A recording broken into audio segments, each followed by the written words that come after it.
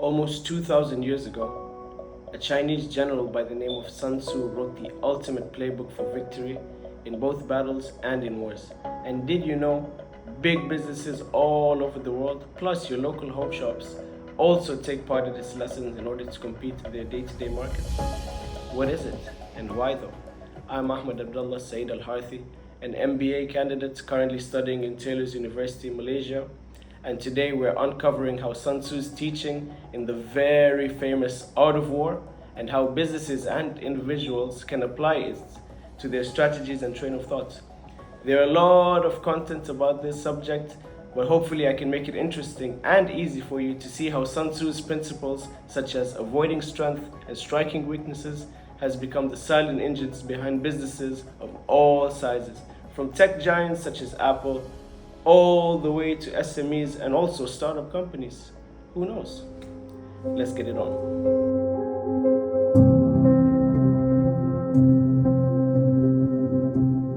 So, what did he mean by avoid strength and strike weaknesses? Let's break it down. In warfare, this meant don't attack where your enemies are at their best. Instead, find their vulnerable points and concentrate your efforts there. Seems pretty obvious, but it can be applied in different areas and fields. Think about it this way, yeah? In a fight, you wouldn't punch someone where they're covered in armor, right? You'd look for a spot where they're unprotected. That is exactly what this strategy is talking about. In businesses, it means don't try to do what your competitors are doing, especially at their own game. So if they're the cheapest, don't just try to be cheaper. If they have the most features, don't just try to add more. Instead, look for what they're not doing well. Maybe they're too slow, or maybe their customer service is bad, or they're ignoring a whole other group of customers. Your opportunity here is to focus all your energy where your competitors aren't. Win by being different, not by being better at the same thing. For SMEs especially, this is your survival guide. You can't outspend Amazon realistically, but you can always outthink them, even though they have a massive group and range, but still. Here's the crucial part most business owners miss, especially small ones. Well, this strategy requires understanding that big companies have big weaknesses. Their size makes them slow, their systems make them rigid, their scales make them impersonal. And Sun Tzu said, know yourself and know your enemy. For SMEs, that means understanding that your small size isn't actually a weakness. It's your secret weapon because you have what they don't. So let's take a look at some case studies and real-life examples of how these businesses used Sun Tzu's lessons and philosophies. Let's start off with the big boys first, okay? A company like Apple saw its competitors were all fighting a price and specs war, especially in terms of specs with Samsung. Instead of joining that battle, Apple completely chose and avoided it. They focused on what their competitors were ignoring, which is a beautiful and easy-to-use ecosystem, friendly user faces, and they won by creating unique experiences, not by having just the cheapest product. This same thinking applies to small local bookstores, for example, that are also competing with big companies like Amazon. The bookstores knows that it can't win on its price, selection, or delivery speed, so it doesn't try. Instead, it focuses on what a giant company like Amazon can do easily, which are offer personal book recommendations from real people, hosts, communities, events like book clubs and so on, and provide the instant gratification of you walking out with the book right away instead of having to wait. That is something that Amazon currently doesn't have, which is why SMEs and local bookstores choose to exploit that weakness rather than play amongst Amazon's strengths, which is their numbers. This pattern is everywhere. For example, a local bakery also competes with supermarket chains by focusing on high quality ingredients and also custom orders and not just lower prices. Supermarkets are known for their prices, but you can always be known for something more. A small marketing agency will also win by becoming the absolute expert in specific niches rather than just trying to serve everyone. A neighborhood hardware as well can be used, a very good example, as they offer expert advice and helpful workshops and not just having everything within their inventory. Specific people, specific targets. So the lesson here is simple. Success isn't just about beating your competitor at their own game, but it's also about being smart and changing the game to one where your strengths might matter the most. which is Sun Tzu's philosophy when he says to avoid strengths and strike weaknesses, not just in the battlefield, but also in markets. So, how can you, as a business owner, apply this? Let's break it down into simple 4 steps, okay? Step number 1, analyze your competitor's weakness. Start by playing detective. Look at big players in your own market and ask, what do they do poorly?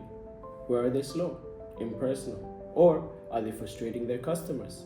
Are their customers happy? So and so. These pain points are your hidden opportunities. On to step number 2, audit your own strengths. Next, take an honest look at yourself. What are your unique advantages? Is it your speed to make decisions, your personal relationships with customers and your good relations and skills, or your special local knowledge and flexibility that also counts as your strength?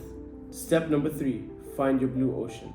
Now, find the open water that your competitors are ignoring. Is there a specific customer that they are not serving, a specific group they are not targeting, a premium high-touch service they won't offer? Maybe this could be your way to have no competitors, a way to build a stronger and emotional connection with those you step into business with, and with the whole reference of the blue ocean, meaning the wide blue waters with no competitors. That's where you should be looking at step number 3.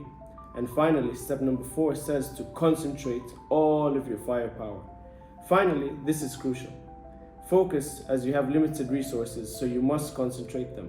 Double down on your 1 or 2 biggest advantages. Don't get distracted. Try to do everything. Remember Sun Tzu's wisdom. He who defends everything defends nothing. Win your small pawn first. And those are the 4 steps into integrating Sun Tzu's principles into your own businesses. So where does the mind shift change and companies go wrong when applying these philosophies? Many small business owners fall into the trap of seeing their size as a disadvantage. They feel like they can't compare and can't compete with big brands, but the real secret is to flip that thinking entirely. Your small size isn't a weakness, it's your superpower. You can move fast and adapt where big companies are slow and stuck in meetings. You can build a genuine, authentic relationship with customers who are tired of just dealing with faceless corporations that simply care about money. What if they care about the customers instead? You can become the absolute expert in a specific niche, and you're part of your beloved community, which has the full backing of everyone, which instantly gives you a better target. I've seen a local coffee shop do this perfectly as well. Instead of trying to compete with the high-end coffee shops such as Starbucks, obviously, on prices, they focus on what makes the customers feel special. Their unique roast and taste, for example. Different things can play into that role. That's the art of war in action. You win by marking your competitor's biggest strengths completely irrelevant to your customers. So, as we've seen, the wisdom of Sun Tzu's Art of War offers us a powerful lens through which to view modern business. It teaches us that strategy is not just about chaotic reaction, but about calm, deliberate positioning. It's not about winning every small battle, but winning the war before it even begins through superior insight and preparation. The core takeaway in this true competitive advantage doesn't come from blindly copying others or engaging in bloody head-on conflicts. Nah, it comes from the deep self-awareness. To know your own unique strengths, the perception to identify your competitor's weakness, and the shifting terrain of the market, as mentioned in the book.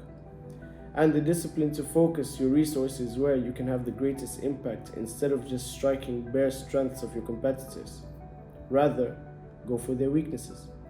This ancient text reminds us that the smartest path to victory is to be fluid, to be adaptive like water, and to shape the conditions of competition itself. It's a philosophy that champions intelligence over impulse and strategic foresight over short-term struggle. If this perspective on blending ancient wisdom with modern business has been valuable for you, I'd really appreciate it if you hit the like button and subscribe for more content like this. So, thank you for joining me in this very easy to learn video, and hope to see you again sometime. Thank you.